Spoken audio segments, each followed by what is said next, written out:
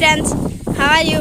This is a నువ్వు చేను ఎలగదొల్లపడం అనే వీడియో మనం చేయబోతున్నాం. చూడండి, అగోండి అలా దులపాలి. మళ్ళీ అమ్మ ఇట్లా, దిస్ ఈజ్ ఏ మా మదర్.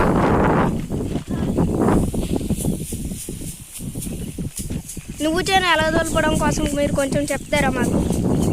ఉదయం వచ్చి ఎండబెట్టామండి, ఈవినింగ్ వచ్చి చెప్పండి మీరు. ఇంకా హాయ్ ఫ్రెండ్స్, ఈరోజు మార్నింగ్ వచ్చి పొలంలోని నువ్వు చేను ఎండబెట్టాం. ఈవినింగ్ మళ్ళీ వచ్చి వాటిని దులిపాం కొంచెం. ఇంకా మళ్ళీ రేపు కూడా వచ్చి మళ్ళీ ఎండలో వేసి మళ్ళీ రేపు ఈవినింగ్ వచ్చి మళ్ళీ దులపాలి. ఇది నువ్వు చేనండి. చూడండి,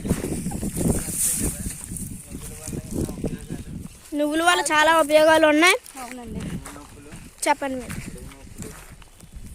ఇప్పుడు మా డాడీ చెప్తారు, వినండి. అది అలా దులపడం అండి. ఇలాగ దులుపుతుంటే నువ్వులు రాలుతుంటాయి. అవి ఏరిసి వాటి నుంచి ఎన్నో ఉపయోగాలు ఉన్నాయి నువ్వుల వల్ల. అవి దీర్ఘకాలిక వ్యాధులు చాలా వరకు నయం చేస్తాయి. నువ్వుల నూనె రాసుకోవటం వల్ల చాలా హెల్తీగా ఉంటారు. అలాగే ఉదయాన్నే మనం ప్రతి వంటలోనూ కూడా నువ్వుల నూనె వాడుకుంటే చాలా ఉపయోగంగా ఉంటుంది. నువ్వులు ఒకటి తింటే చాలా బలంగా ఉంటుంది. బ్లడ్ గ్రోత్ బాగుంటుంది. బ్యాక్ పెయిన్స్ అవి అన్నీ పోతాయి. అంతా కూడా చాలా బాగుంటుంది. నువ్వుల్ని పండించడం అనేది మరి చూస్తున్నారు కదా. నువ్వులు పండించడం కానీ, నువ్వు తేవడం కానీ, నువ్వులు చేయించడం కానీ దాంట్లో చాలా పెద్ద ప్రాసెస్. ఇది ఒక షార్ట్ టర్మ్లో అయ్యేది కాదు, లాంగ్ టర్మ్ ఇది. బాగా ఆ లాంగ్ టర్మ్ దీంట్లోనే తప్పితే ఇదంతా కూడా జెన్యున్గా వచ్చిన పంట. ఇది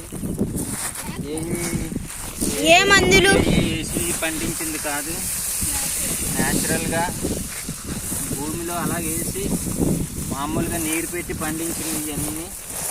ఈ నువ్వులు చాలా ఉపయోగం. ఇప్పుడు చూస్తున్నారు కదా నువ్వులు ఎలా పెట్టారో, అలా కుప్పలు ఎత్తుంటారు. ఆ కుప్పల ద్వారాగా మళ్ళీ రేపు వచ్చి మళ్ళీ దులుపుకోవడమే. ఈ విధంగా మళ్ళీ కొన్ని నువ్వులు అందులో ఉండిపోతాయి. అవన్నీ కూడా చేసి చాలా కష్టపడితేనే కానీ నువ్వులు రావండి. మనకి రైతు అనేవాడికి విలువ లేదు. చాలా చీప్గా చూస్తారు రైతుని. కష్టపడేవాడికి విలువ ఉండదండి.